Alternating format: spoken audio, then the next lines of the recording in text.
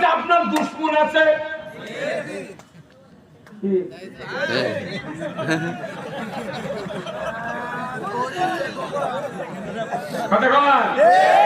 আপনার কাছে আপনার দুশ্মন আছে, এই সবসময় আমাকে আপনার জাহান্নামে দিয়ে দেওয়ার কাজ শিখাচ্ছে।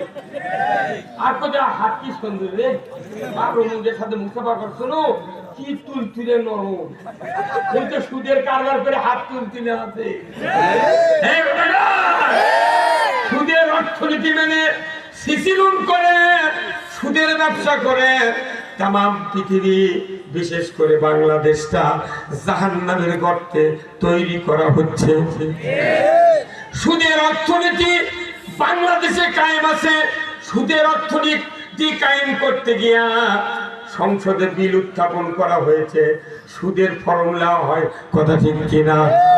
কিস্তির ফর্মুলা হয়, হাত দিয়ে নাম ভর্তি করা লাগে, ফর্ম পূরণ করা লাগে, হাত দিয়ে সই দেওয়া লাগে। যত অন্যায় হচ্ছে হাতের দ্বারা, ও আল্লাহর বান্দারা, রাজশাহীর মানুষেরা, মোহনপুরের বাসীরা, মা বোনেরা যারা শুনবেন, আপনারা যদি হাত যদি ভালো করতে পারেন, এই হাতটাই আমাদেরকে জান্নাতে নিয়ে যাবে।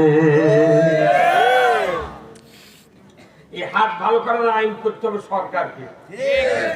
সরকারের আইন নাই দেখে ওরা দুর্নীতি করে টাকা পয়সা লুটপাট করে এই রূপপুর পারমাণবিক কেন্দ্র থেকে 49,500 কোটি টাকা লুট করে নিয়ে গেছে। খালি এই টাকা যদি ইউরিয়া সার আর আলু যদি ভর্তুকি দেওয়া হতো, ইউরিয়া সারের বস্তা 150 টাকা বস্তা পাওয়া গেল, আর আলু পাওয়া গেল 6 টাকা কেজি। খালি একটা টাকা যদি দেওয়া হতো দুই খাতে, আরো যেগুলা মমতাদের ফ্রিজ, তারপরে আমুর হোসেন আমুর বাড়ি, এগুলো যেগুলা ছিল কোন ভবনের আলমারির তলে, এগুলা টাকা হলে, আর যেগুলা বস্তা বস্তা গেছে ওগুলা হলে বাংলাদেশে একটা মানুষের van, auto rickshaw, charger, CNG কিছু চালান লাগতো না। ওর উপর জাকাত দিয়ে পাইলে ওরা খালি অজু করতো আর ভোট দিতে যেত। মানুষের বাড়ির গরু, বকরি, হুন্ডা পাহারা দিত। একদিন কনিকা লাশ লোক করতাম।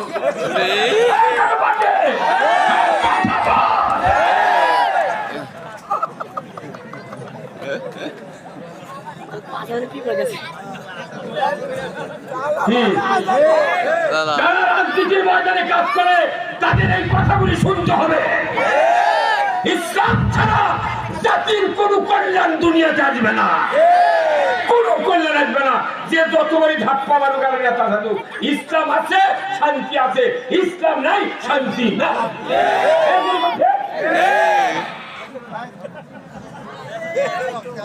আপনাকে ইসলাম মানতে চান? কারা কারা দুহাত তুলে দেখা। লিল্লাহে তাকবীর, নারায়ে তাকবীর, আর কোরআনের আলো। যে ব্যক্তি কবে ঘরে ঘরে দাও আর কবিরা গুনাহ হবে। এই হুজুর আপনারা কি বলেন? কোন আল কোরআন আর সংসদে দাও আপনি করে না কোন? যতদিন বাংলাদেশে মসজিদগুলিতে খতিবের বক্তৃতা দুবার দিনে শোনার পর মুসল্লিরা না বলবে আল কোরআনের আলো সংসদে দাও, এ কথা যতদিন ইমামের বক্তব্য শুনে না ওই মুক্তাদিরা বলবে, ততদিন বাংলাদেশে কোরআনের রাজ কায়েম হবে না। ইমামই কোরআন সংসদে চলুক চায় না। ওই মুক্তাদি কিসের টাকা পড়তে হবে তাহলে বাটাম ফাটার এখানে ইমাম করে।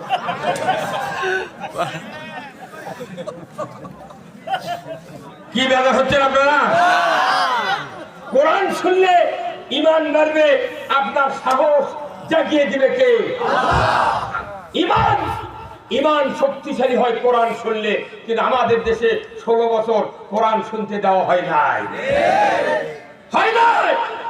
ওরা জানে কোরআন যদি শুনে আর হাতটার যদি কাম সঠিকভাবে পরিবার দেওয়া হয়, আমাদের ক্ষমতা থাকার কোনো অধিকার নেই। অনেক যুবক ভাইরা তারা 16 বছর আগে ভোটার হতে, কিন্তু আজ পর্যন্ত ভোট দিতে পারেনি। বহু যুবক আমার কাছে ফোন করে হুজুর খুবই নিয়ত আছে, যদি ভোট সুস্থ হয় তাহলে ভোট দিয়ে আসে বিয়ে করবে। এখন বাংলাদেশে ভোট একটা বিয়ের উপর। ভাইরা আমার, যাকে সেই কথা, তাহলে আল কোরআনের আলো এরকম কোথায়? আমি উদাহরণ দিই, আজ থেকে ১৫০০ বছর আগে আল্লাহর নবী বদরের যুদ্ধ করলেন। বদরের যুদ্ধের দিন সাহাবারা যখন বদর প্রান্তরে খুব নগণ্য দল ৩১৩ জন সাহাবী নিয়ে বদরের প্রান্তরে নামলেন। যখন তারা বদরের প্রান্তরে নামলেন তখন মদিনার রাষ্ট্র ছিল ইসলামী রাষ্ট্র, ঠিক কিনা? মদিনার রাষ্ট্র ছিল ইসলামী রাষ্ট্র। সাহাবারা স্লোগান দিলেন, আল কোরআনের আলো মদিনার সংসদে জালো। কে বা কাহারা এই ভারতবর্ষের মানুষগুলিকে East India company lord Clive মির্জাফরের ইন্ধনে পুরা ভারতবর্ষে আল কোরআনের আলো ঘরে ঘরে জালো স্লোগান দিয়া ওই যে হারাছে কতক্ষণ আল কোরআনের আলো ঘরে ঘরে জালো, এটাই যদি সত্য কথা হতো তাহলে বলুন তো, ঢাকা নয় চট্টগ্রাম হাটহাজারী মাদ্রাসা আছে, সবচেয়ে বড় মাদ্রাসা, যেখানে ৭২,০০০ কপি কোরআন আছে এক মাদ্রাসা, ৭২,০০০ কপি। ঢাকা লালবাগ কওমি অঙ্গনের দ্বারা লেখাপড়া করে, এত সুন্দর লেখাপড়া, এত সুন্দর তেলাওয়াত, পোশাক পরিচ্ছদে আল্লাহওয়ালা মানুষ যদি দেখতে চান কওমি অঙ্গনে যা সাক্ষাৎ করেন। এই ঢাকা লালবাগে যে মাদ্রাসা আছে ওখানে আছে ৩৫,০০০ কপি কোরআন। বগুড়া জামিল মাদ্রাসা ওখানে আছে ২২,০০০ কপি কোরআন। রাজশাহীর শাহ মখদুম মাদ্রাসায় বিরাট কওমি মাদ্রাসা আছে, যার প্রিন্সিপাল ছিলেন আমার এলাকার লোক মরহুম শাহাদতুজ্জামান।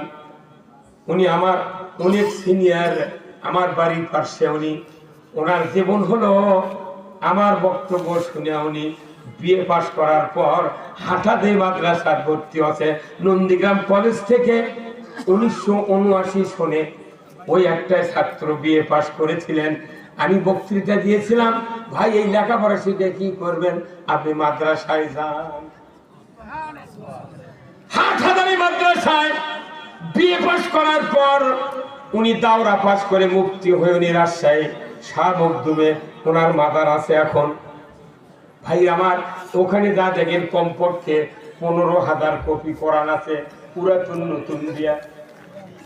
বাংলাদেশে ৫,১২,০০০ মসজিদ, বাইতুল মুকাররম থেকে শুরু করে এই মোল্লা দাঙ্গিপাড়া এই গ্রামেও কমপক্ষে একটা মসজিদে 10টা কোরআন আছে, আছে না নাই? এই গ্রামে যদি ১০০ বাড়ি থাকে ইমানদারের, 4টা করে ছেলে, 3টা করে ছেলে, 2টা করে মেয়ে যদি থাকে, 5 জন যদি করে মানুষ থাকে, 5টা ছেলের বইয়ের কাছে 5টা কোরআন, মায়ের কাছে 1টা কোরআন, তাহলে 6টা কোরআন। 100 বাড়ি 600 কোরআন একটা করে গ্রামে আছে। এরপরে ৬৮,০০০ গ্রাম, এতগুলো মসজিদ, ৯০,০০০ মাদ্রাসা, মহিলা কওমি আলিয়া দিয়া ৯০,০০০ মাদ্রাসা, কোটি কোটি কোরআন আছে, তবু বাংলাদেশে মসজিদের জুতা চুরি বন্ধ হয়নি। কেন বললেন কোরআন ঘরে ঘরে জানো? কোরআন ঘরত জ্বালা, দাদা মরিছে, বাপ মরিছে, আপনিও মানুষ মারে থুয়ে যাবে। একটা কোরআন যদি সংসদে নিয়ে যাওয়া হতো, এই 16 বছরের, গত 16 বছরের সরকারের সময় যদি 1 লাখ টাকা বাস ভাড়া দিয়ে রাজশাহী বাস স্ট্যান্ড থেকে, ভাই তুমি তো ঢাকায় যাও প্যাসেঞ্জার নিয়ে 50 জন, তুমি ভাড়া পাও 35,000, তোমাকে আমি 1 লক্ষ টাকা দেবো, একটা কোরআন তুমি সংসদে নিয়ে যা, শিরিন শারমিনের হাতে দেওয়ার কবে স্পিকার কোরআন দিয়ে দেশ চালাও। ওকে 1 লাখ টাকা দিবে চাইলে ওই করে তোর খুরস সারাম, মরবারও খাবো না, মামলাও খাবো না, কোরআন থেকে এক কোরআনের ভয়ে ওই 1 লাখ টাকা ছেড়ে দিয়েছে।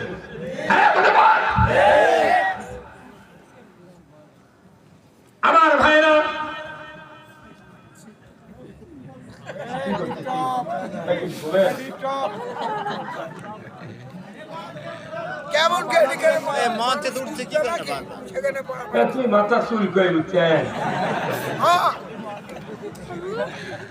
আর একটাবার ধৈর্য ধরে এদের যদি ইসলামিক হুকুমত কায়েম হয় না আপনারা যদি ভোট দিতে পারেন তাহলে কোনো বক্তৃতা এইভাবে মাঠে হবে না আমরা সরকারকে বলবো আমাকে মাসে 4 দিন বক্তৃতা দিতে হবে টেলিভিশন সেন্টারে যাবো 8টা থেকে 10টা আপনার দাদার মতো এলইডি থাক টিভি থাক 21 থাক চ্যানেল থাক আপনি এইভাবে বাড়ির গোষ্ঠ থেকে বল শুনলে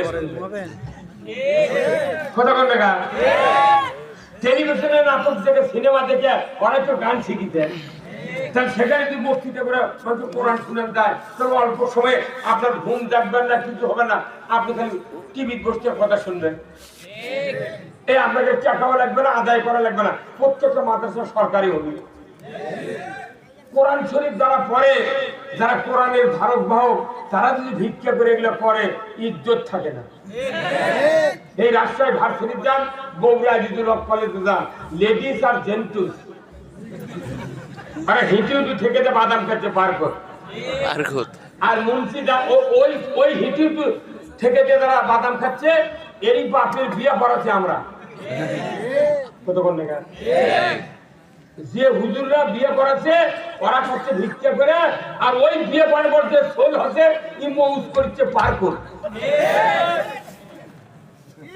লাভ কি কোরআনের আইন যদি চালু হয় আলাদা মহিলা কলেজ মহিলা হাই স্কুল মহিলা মাদ্রাসা কথা বল না ছেলে খেলে আলাদা হবে চাকরি ওদের চাকরি পাশে ঘুরবি কোন রকমের টেনশন হবে না গায়ে গায়ে অনেক অফিসার দরকার আছে আমরা পুলিশ নিয়োগ দিই বাংলাদেশে মানুষ পেটার জন্য আর আমরা পুলিশ নিয়োগ দেব গ্রামে গ্রামে 3 জন করে তারা মানুষকে ডেকে ডেকে মসজিদ দিয়ে দেবে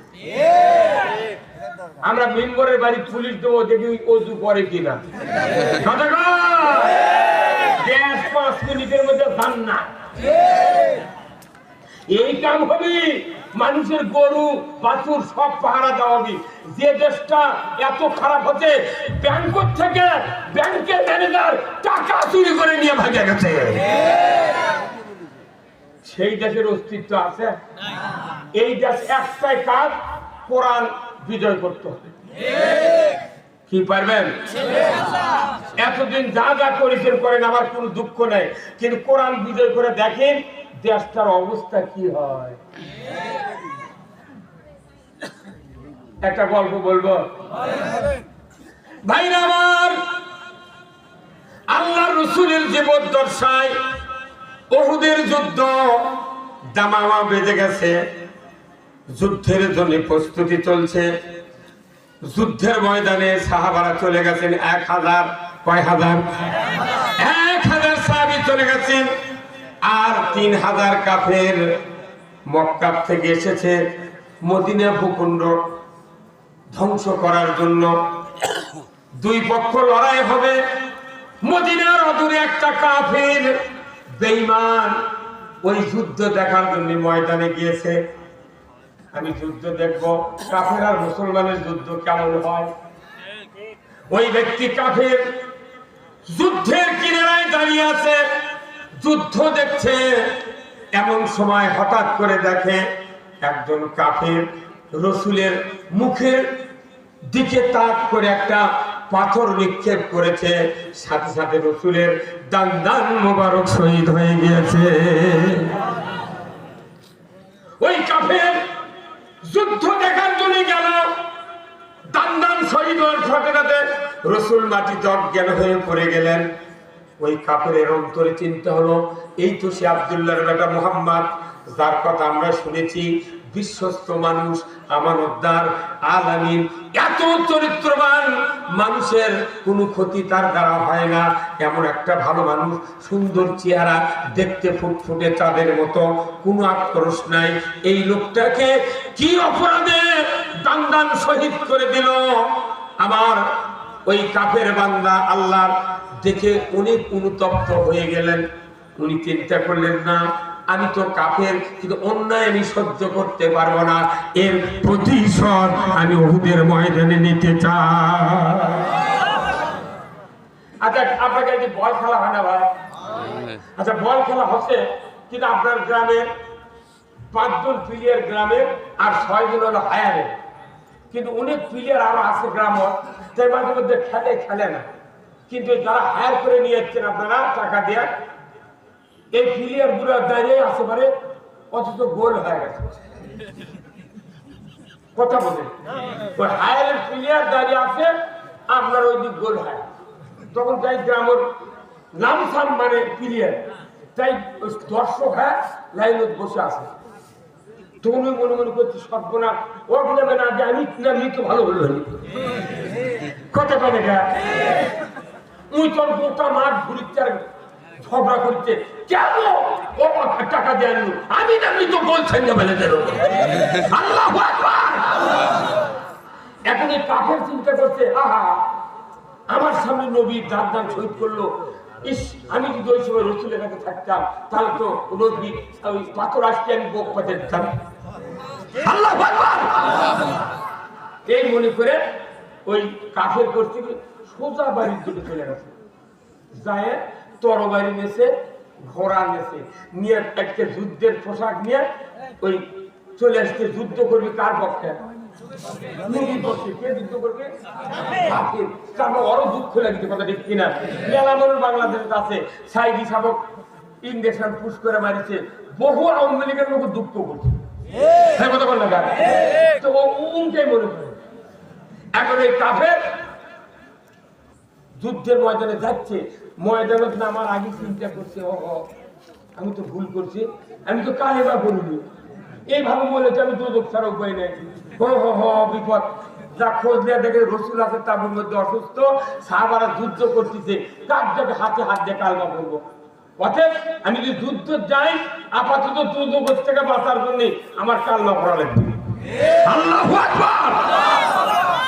তোর ঘোড়ার ভেতর থেকে ওই কাপড় করছে কি শাহাদাত আঙ্গুলি উঁচু করছে করে আকাশের দিক থেকে বলতো, আকাশের মালিক আমি খুব দুঃখ পাইছি এই মুহাম্মদ সাল্লাল্লাহু আলাইহি ওয়াসাল্লামের এই মুখের দাঁত ভাঙার কারণে, কেন হয়তো এই ভালো মানুষটার দাঁত ভাঙলো, অতএব আমি কালেমা পড়তেছি লা ইলাহা ইল্লাল্লাহু মুহাম্মাদুর রাসূলুল্লাহ। উনি কালেমা শাহাদাত পড়ছেন, পরে বলছেন আল্লাহ আমি তো যুদ্ধে দাঁড়ি শহীদ হই, তাহলে আমার এই খবর নবীও জানলো না, সাহাবারও জানলো না, যদি শহীদ হই তখন আবার কি গতি হবে নি, আল্লাহ আমি যে কালেমা পড়ছি এটা তুমি ওহী দিয়া রাসূলও কেন জানিয়ে দিবে। আল্লাহু আকবার। এটা বক্তব্য, এটা কাফের অবস্থায় করছে, কালেমা পড়ার পর ওহীর কথা বুঝা পারছে। ভাইরা আমার, এই লোকটি যুদ্ধের ময়দানে নেমে গেলেন, যুদ্ধ করতে করতে এক পর্যায়ে যে টার্গেট করে রসুলকে পাথর মেরেছিল তার কাছে মোকাবেলার জন্য প্রস্তুত হয়ে গেলেন। যুদ্ধ করতে করতে এক পর্যায়ে উনি আহত হলেন, ধরাশায়ী হলেন, লড়তে পারেন না, উঠতে পারেন না। যুদ্ধ শেষ হয়ে গেল, রসুল বললেন আবু বকর, ওমর, ওসমান, আলী যুদ্ধে কারা শহীদ হয়েছে এই যুদ্ধের ময়দানে তাদেরকে একত্রিত করো। এক এক করে 69 জন সাহাবীর লাশ কাতার বন্দী করা হলো। তারপরে একজন ওই যে অপরিচিত লোক, কোন সাহাবী জানে না যে ইমানে নিছে কাফের, সাহাবারা বললেন হুজুর একটা মানুষ ইমানদার সাহাবীদের সাথে কাতরাচ্ছে, এত আহত হয়েছে, গুরুতর কথা বলতে পারছে না, শুধু মুখটা নড়ছে, হুজুর গো এই লোকটাকে আমরা চিনি না, এই লোকটাকে আমরা তো তাকে আমাদের এই শহীদদের কাতারে রাখতে পারি না। রাসূল অসুস্থ অবস্থায় চলে গেলেন, আল্লাহর নবী বললেন নিজের হাতে রাসূল ওই মানুষের গায়ে 3টা থাপা দিলেন, লোকটার মুখ লড়তে লাগলো, চোখটা একটু মেলিয়ে রাসূলকে দেখলেন, এরপরে কোনো কথা বললেন না। রাসূল বললেন এই লোকটা তো আমারও অপরিচিত, কি করা যায়? সাথে সাথে আল্লাহ তাআলা জিবরাইল পাঠিয়ে দেবেন, জিবরাইল যাও আমার হাবিবের কাছে যাও, যে মানুষটা শহীদ হয়ে, যে মানুষটা কাতরাচ্ছে, জবান বন্ধ হয়ে মুখটা মিটিমিটি করে নড়ছে, আমার হাবিবকে বলো এই লোকটা ঘোড়ার পেটে আমাকে সাক্ষী রেখে কালিমা পড়েছে, তুমি তাড়াতাড়ি করে যাও, ওই ব্যক্তি কালিমা পড়েছে, যুদ্ধের ময়দানে শহীদ হয়েছে, কিন্তু একটা সেজদাও আল্লাহর জমিনে দেয় নাই। আমি তার কালেমা কবুল করেছি, শাহাদত সেও বরণ করবে। আমার হাবিবকে জেনে দাও, আল্লাহকে সাক্ষী রেখেছে, কালেমা পড়েছে, আর ওহী দিয়া রসুলকে জানিয়ে দেওয়ার আহ্বান আমার কাছে জানিয়েছে। আমি তোমাকে বলে দিচ্ছি, রসুলকে বলে দাও এই লোকটা ঘোড়ার পিঠে কালেমা পড়ে ঈমান এনেছে। জোরে কন্যা মারহাবা। কালেমা পড়ে মারা গেলেন, শহীদ হয়ে গেলেন। এই লোকটাকে আল্লাহর নবী ওহীর খবর পাওয়া মাত্রই 3টা ছাপা দিলেন শরীরে। সাহাবাদেরকে বললেন, আমার সাহাবীরা, এইমাত্র খবর এসে গেল, আমি জানতে পারলাম এই লোকটা জান্নাতি, জান্নাতি, জান্নাতি 3বার ঘোষণা দিলেন রাসূল। নামাজ পড়েনি, একটাও সেজদা দেয়নি, কাফের, নবীর কষ্ট থেকে যুদ্ধ দেশে একবারে শহীদ হয়ে গেল, জান্নাতি। সারা জীবন বিভিন্ন দিকে চলেছি, একটাবার ইসলামের দিকে চললে যদি আল্লাহ জান্নাত দেয় সমস্যা আছে না? সমস্যা আছে? আর ইসলাম ছাড়া অন্য দিকে চলে ইনকে বড় মুতামিন যদি জানাজা করে সারে না লাভ নেই। নবী জানাজা করতে আব্দুল্লাহ বিন উবাই 10 বছর নামাজ পড়ছে রাসূলের পেছনে, কথা ঠিক না? 10 বছর নামাজ পড়ছে, নবীর মতো পাগড়ি, নবীর মতো দাড়ি, নবীর মতো জুব্বা, ওইরকম সেজদা, ফাতিহা, আত্তায়াতুদ, দরুদ, মাসুরা সব নবীর মতো। কিন্তু বুদ্ধি যা শুনিছে রাসূলের কাছ থেকে, এ আবু জাহেলের কাছে পার করে দিয়েছে। নবীর উপর দুশমনি কেমন করা লাগবে এই পরামর্শ দিয়েছে আব্দুল্লাহ বিন উবাই। মরার পরে নবীর গায়ের জুব্বা দিয়ে কাপড়, নবী জানাজার ইমাম, নবী কবরত নামে দিয়া দোয়া করেছে, আল্লাহ আব্দুল্লাহ বিন উবাই যে কাজ করেছে, ভুল করেছে, তুমি মাফ করে দাও, মাফ করে দাও। ওই দিন 3বার বলেছে, 3বার। তখনই আল্লাহ সূরা তাওবার 80 নম্বর আয়াত নাযিল করে দিয়ে বলছে, 70 মাররাতান, 70 বার দোয়া করেন রাসূল, আপনার দোয়া কবুল হবে না। কারণ এর সব ভালো ছিল, এর দাড়ি, টুপি, জুব্বা, মুট টনটাই, কিন্তু ইসলাম বিজয় চায়নি। কি চায়নি? বাটাম ফাটাবি। একটাই কাজ হলো ইসলাম বিজয় চাওয়া। এখন বলেন তো ইসলাম অর্থ কি? কোন বাপ কথা আপনার? কে বললো ইসলামের শান্তি? Islam is the complete code of life. মানবতার জন্য ইসলামী জীবন ব্যবস্থা হিসেবে আল্লাহ তাআলা ইন্নাদ দীনা ইনদাল্লাহিল ইসলাম, মানবতার জন্য ইসলামকে আল্লাহ পাঠিয়ে দিয়েছেন। ব্যক্তি, পরিবার, সমাজ, রাষ্ট্র, অফিস, আদালত, কোর্ট কাছারি, অর্থনীতি, সমাজনীতি, রাজনীতি, জীবনের সকল ক্ষেত্রে আল্লাহ তাআলা ইসলামকে পাঠিয়ে দিয়েছেন দুনিয়ার শান্তি, আখিরাতের মুক্তির জন্য। ইসলাম অর্থ শান্তি নয়, ইসলাম অর্থ হলো জীবন ব্যবস্থা। ইসলাম মানলে শান্তি, না মানলে অশান্তির পারাপার যায়। এখন ইসলাম না মানে করছে আমি মুসলমান। আচ্ছা, একটা লোক মুক্তি ঠেকা নিয়ে করেনি, একটা লোক কি ব্যাপার আবার ওইরকম যে কি করে বাবা এত ঝাঁকি দিও না, মানে আমাকে কথা খবর দাও। ইসলাম হলো একটা সার্বজনীন বিশাল একটা ব্যাপক এরিয়া। ইসলাম জীবন পরিচালনা করবে, এই ইসলাম কোরআনে আছে, আছে না নাই? যে কোরআনের ইসলাম কোরআন লাল হয়ে গেল, আপনার হজ হলো, উমরা হলো, দুনিয়ার এমন কোন কর্মকাণ্ড নাই যে ইসলাম ছাড়া আমরা করি।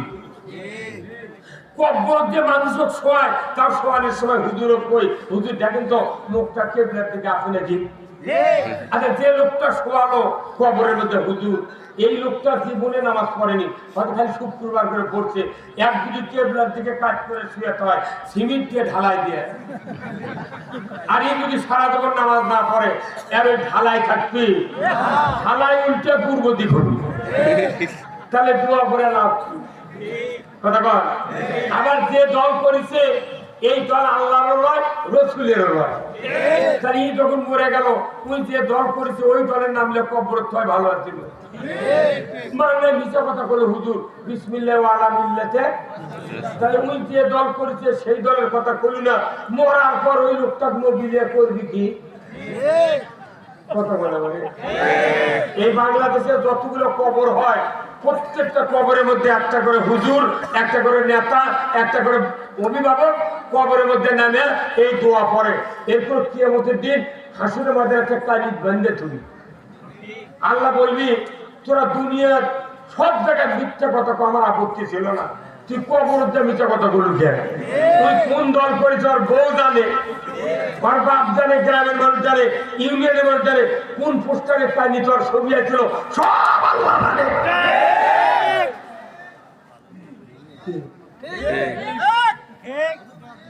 একসাথে করলে একসাথে কর।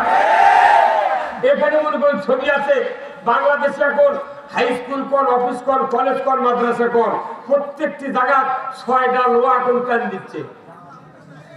কয়টা লোহা? 6টা লোহা কান দিচ্ছে। ওই যে লোহা গুলা 2টা করে আয়না সেট করা ছিল, নিচে আসছিল 2টা 4টা, উপরে আসছিল সুতা বান্ধার জন্য 1টা, মানে নিচে 4 উপরে 2। এই 6 লোহা এখন কান দিচ্ছে। আমি ওর উপর করছি যে ভাই তোরা লোহা গুলা জাম রেখে তুলে দিবি, তাছাড়া তোরা আবার কাজ হচ্ছে টাঙ্গাবুর খবর আছে ভাই। আমরা ভাই আমার বাংলাদেশে মাদ্রাসার প্রিন্সিপাল, অধ্যক্ষ, প্রভাষক, মুফতি, মুহাদ্দিস, বড় বড় অফিসার, শিক্ষিত পিএইচডি লোকেরা মাথার উপর কোথায় যাবেন? পল্লী বিদ্যুৎ না কোথায় যাবেন? প্রত্যেকটা অফিস বুড়ায় ওরা জিম্মা দাঁড়িয়েছে। কত টাকা? ওই ছবি না থাকলে বলে চাকরি থাকবে না। কি লাভ? কি লাভ? এত তেলবাজি কেন? পল্লী বিদ্যুতের অফিসাররা আমরা 1000 টাকা দিয়ে মিটার কিনেছি, ওই মাসে মাসে ভাড়া নিচ্ছে। তো তুমি যদি মিটার কেনার পর ভাড়া নাও, তাহলে আমার জায়গায় ফুল পুঁতিছ, ফুলের ভাড়া নাও। তোমার কাছে চাকাওয়ালা মিটার ছিল, এই মিটার পরিবর্তন করে তুমি ডিজিটাল মিটার দিত, মাটিয়ে কারেন্ট খায়, অনুবর্তন চলে থাকে, এর বিল কে দিবি? তুমি 100 ইউনিটের এই দাম, 200 ইউনিটের এই দাম, 300 ইউনিটের এই দাম, তোমরা কেমন করে পাগল কত? এটা কি 7, 5, 14, 2 টাকা বা 12 টাকা?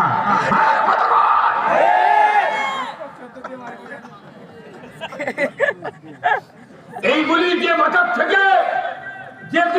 থেকে বাড়াচ্ছে। কারণ কি? সরকার যখন বেহাল হয়ে দিক বিদিক চিন্তা না করে সব খালি খাওয়ার চিন্তা করছে, পল্লী বিদ্যুতের চিন্তা করছে, বিভিন্ন অফিস আদালত চিন্তা করছে, ওরা যেহেতু খাচ্ছে আমরা খালি কি হবে ইচ্ছে মতো বিল বাড়াও, দৈনিক ভাটা দাও, এক ভাড়া দিতে দিতে 1300 টাকা বিল। এখন ফ্যানের বাতাস খেলে আমাদের লুবি বানাচ্ছে, গরমে মরে দেবো, লাগে 3 মণ ধান লাগবে, তাও বিল।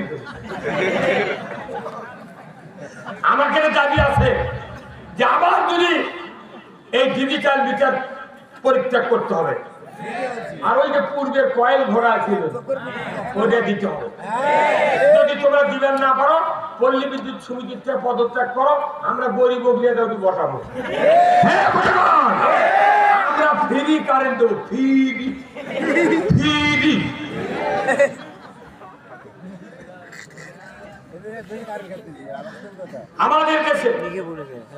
আমাদের দেশে কোরআন হাদিসের কথা মনে করি, কোন গুণের সুখ সুবিধা বাদ দিয়ে খালি কোরআন হাদিসের কথা পেলে মানুষ সেই শুনবি, মানুষ আর ওগুলা খায় না।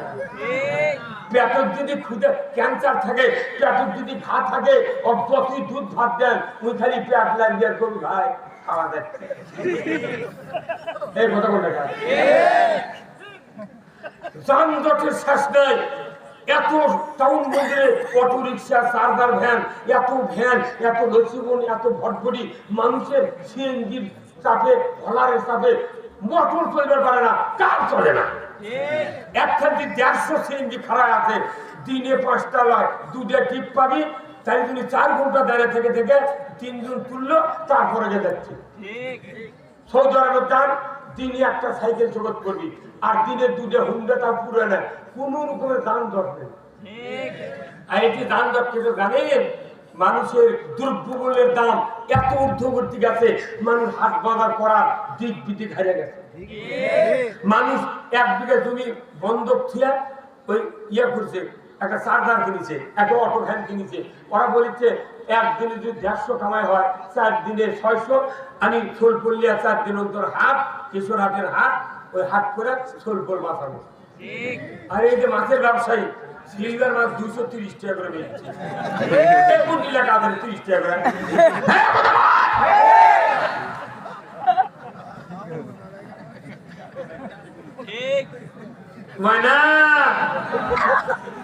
এই যে ব্যাপারটা আল্লাহ তাআলা কোরআনে বলছেন, 5টা মৌলিক চাহিদা সরকার